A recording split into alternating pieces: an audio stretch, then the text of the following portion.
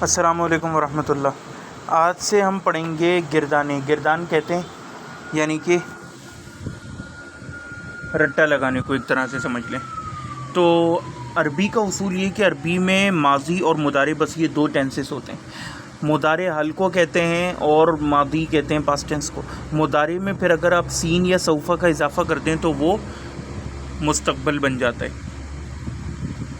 عربی کا رول یہ کہ عربی کے اندر فعل جو ہوتا ہے جس میں کام کرنے کا مفہوم پایا جائے اس کے اندر ہی چھپا ہوتا ہے۔ جیسے ہم کہتے ہیں کہ وہ کھاتا ہے، اب یا تم پیتے ہو، تم کھاتے ہو، تو ہمیں وہ اور تم کا اضافہ کرنا پڑا ہے۔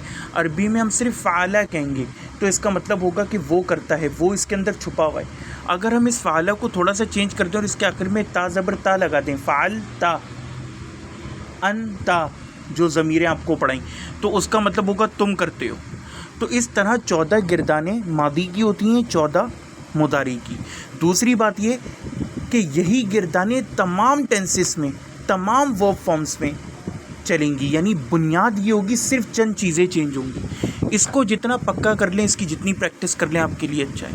اور ان 14 گردان میں سے بھی آپ نے عموماً اپنی ڈیلی لائف کے لیے 4 یاد رکھنے، جو میں نے آپ کو بتایا تھا کہ عربی میں پروناؤنس پڑھاتے ہوئے مذکر غائب سے ہم شروع ہوتے ہیں، تھرڈ پرسن سے، پھر سیکنڈ پرسن، پھر متکلم۔ تو یہاں بھی ہم تھرڈ پرسن غائب مذکر میل سے شروع کریں گے۔ فعلا اسے ایک مرد نے کیا، فعلا لام زبر لا ان 2 مردوں نے کیا، فعلو ان سب مردوں نے کیا، فعلت اسے ایک عورت نے کیا، فعلتا ان 2 عورتوں نے کیا، فعلنا ان سب عورتوں نے کیا۔ اب یہ دیکھ رہے ہیں فعلنا، یہاں پر ایک چینج آ گیا، یعنی لام کے اوپر تشدید، لام کلمے کے اوپر سکون اور نون آ گیا۔ تو اب آپ کی باقی پوری گردان ایسی بنے گی، یعنی لام کے اوپر سکون آ جائے گا اور نون کی جگہ چینج ہوگی۔ فعل نا، فعل تا، فعل تما، فعل تم، فعلتا تم ایک مرد نے کیا، انتا، فعل تما انتما تم 2 مردوں نے کیا، فعل تم انتم تم سب مردوں نے کیا۔ دیکھ رہے ہیں تم یہ سب جو ان کا آخر کا وہ سیم آ رہا ہے۔ فعلتی انتی تم ایک عورت نے کیا، فعل تما تم 2 عورتوں نے کیا، فعل تننا انتننا تم سب عورتوں نے کیا، فعلتو میں نے کیا، اور فعلنا یہ نون الف ہے، وہاں تک نون زبر، یہاں نون الف نا، فعلنا ہم نے کیا۔ ان تمام صیغوں کو خوب اچھی طرح یاد کریں۔ لفظ فعلا یعنی کرنا پر تمام صیغوں کی ڈھلائی بتائی گئی ہے۔ اب کسی لفظ کو فعل ماضی بنانا ہو تو اس کے لفظی معنی فعل کی جگہ پر لائیں، اور اس کی مثال وزن کے خانوں میں بتائی گئی ہے۔ اب ہم ایک ایگزامپل دیکھ لیتے ہیں۔ فعلا کی جگہ ہم نے کتبہ، کتبہ کا مطلب ہوتا ہے اسے ایک مرد نے لکھا، کتبہ ان 2 مردوں نے لکھا، کتبو، اس طرح پوری بنائیں گے۔ کتبہ، کتبو، کتبت، کتبتا، کتبنا، کتبتا، کتبتما، کتبتم، کتبتی، کتبتما، کتبتنا، کتبتو، کتبنا میں نے لکھا، کتبتو کتابن میں نے ایک کتاب لکھی۔ اچھا، یہ تو ہو گیا فعل۔ کبھی کبھار ہم فاعل یعنی کہ جو کام کرنے والے اس کو ظاہر کر دیتے ہیں۔ جیسے میں کہوں کہ فعلا احمد، احمد نے کیا۔ فعلا کا تو مطلب یہ ہے نا کہ اس نے کیا۔ اگر مجھے کہنا ہو کہ احمد نے کیا تو میں کہوں گا فعلا احمدن۔ فعل کے بعد فاعل آئے گا اور پھر مفعول آئے گا، یہ آرڈر ہوتا ہے۔ تو میں کہوں گا فعلا احمد فعلا۔ اچھا، کتبہ کاتبن، ایک کاتب نے لکھا، آپ نام بھی لے سکتے ہیں، کتبہ علی۔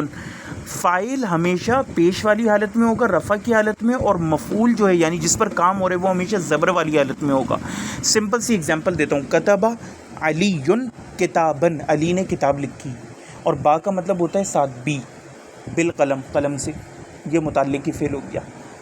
کتبہ کاتبن، کاتب نے کتاب لکھی، کتبہ کاتبن کتابن، علی نے ایک مشروب پیا، یا مشروبن کہہ لیں یا ماءن کہہ لیں، پانی۔ اس طرح آپ نے جملے بنا کے سبمٹ کرانے، ٹھیک ہے۔ دخلتو میں داخل ہوا، یہ سب آپ پڑھ سکتے ہیں۔ ایک اور سبق پھر اس کے اندر چھوٹا سا فعل ماضی معروف اور مجہول، یہ تو ہم نے جتنا پڑھا ہے وہ آپ سمجھ گئے ہوں گے۔ اچھا، اب یہ کہہ رہے ہیں کہ جب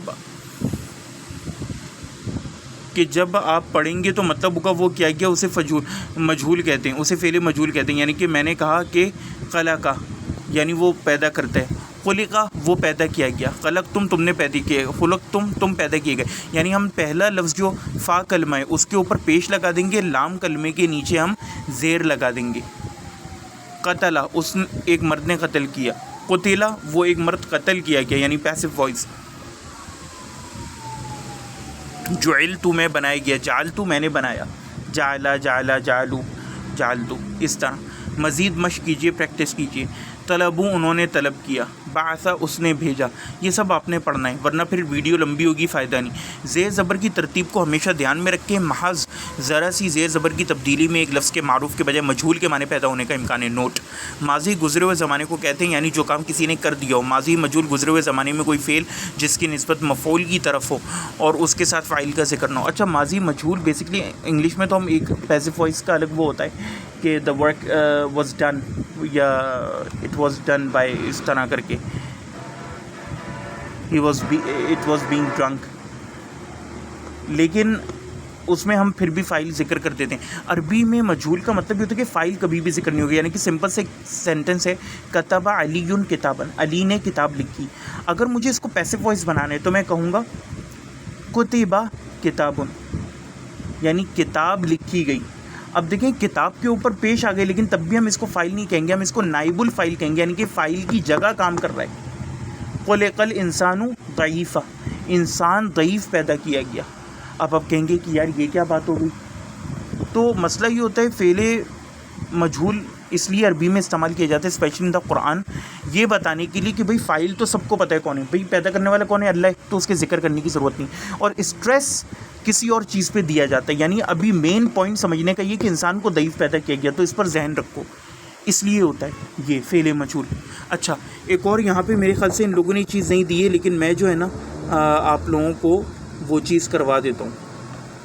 یہ پھر انہوں نے کچھ امپورٹنٹ افعال لکھے ہوئے ہیں، وہ بھی آپ یاد کر لیں.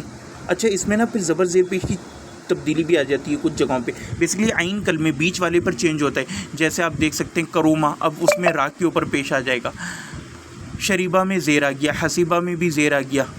تو اس طرح یہ چینجز ہوتی ہیں. پھر ان کا مضارع ہوتا ہے، وہ ہم آگے پڑھیں گے. دوسری میں ایک چھوٹا سا پوائنٹ یہاں اضافہ کرنا چاہ رہا ہوں کہ کبھی کبھار دو مفعول ہوتے ہیں. یعنی کہ میں کہوں کہ درسا اس نے پڑھا، اگر میں کہوں درسا یعنی کہ علی نے پڑھایا، تو میں کہوں گا درسا علی احمد احمدہ کتابن، علی نے احمد کو کتاب پڑھائی. سمجھ رہے ہیں آپ؟ تو یہ چیز ہوتی ہے. علم اللہ، اللہ نے پڑھایا، الانسان انسان کو، الانسانہ کتابن کتاب یا القرآن جو بھی. تو یہ چیز ہوتی ہے، یعنی کہ اس کے دو مفعول ہوتے ہیں. اب وہ اس کی ٹیکنیکل ٹرمز ہیں، متعدی مفعولین، لازم فعل، وہ اگر میں ابھی کروں گا تو فائدہ نہیں، وہ سب جو ہے نا ڈیٹیل لیکچرز میں موجود ہے. آپ کو یہ دیکھ کر تعجب ہوگا کہ ضربہ کے معنی مارنا بھی ہے اور بیان کرنا بھی. بظاہر یہ بات متضاد معلوم ہوتی ہے، لیکن خود ہماری زبان میں بھی اس طرح کے ایک لفظ کے دو معنی ہوتے ہیں. مثال کے طور پر ہم کہتے ہیں جائیے، تو اس کا مطلب ہوا چلے جاؤ. لیکن اگر آپ کسی کو کہے کہ اندر آ جائیے، بیٹھ جائیے، سو جائیے، تو اب جائیے کے معنی چلے جائیے نہیں ہو سکتے. قرآن پاک میں ضربہ کے معنی مارنا، آیت نمبر فَقُلْنَا اضْرِب بِعَصَاكَ الْحَجَرَ، اضْرِب بِعَصَاكَ الْحَجَرَ، بس ہم نے کہا مار اپنا عصا پتھر پر. اور آیت نمبر فلاں سورہ فلاں میں اضرب لہم وضرب لہم، غالباً یہ لکھا ہے، کیا لکھا ہے، وضرب لہم مثلاً اصحاب القریہ، کہ ان کو اصحاب قریہ کی مثال بیان کرو. دونوں آیت میں ضربہ کا لفظ بیان ہوا ہے، لیکن عبارت خود بتا رہی ہے کہ ایک جگہ مارنا اور دوسری جگہ بیان کرنے کے معنی لفظ استعمال ہوا ہے. ٹھیک ہے، یہ پھر ہم بعد میں کریں گے. سبق نمبر 4. السلام علیکم ورحمۃ اللہ.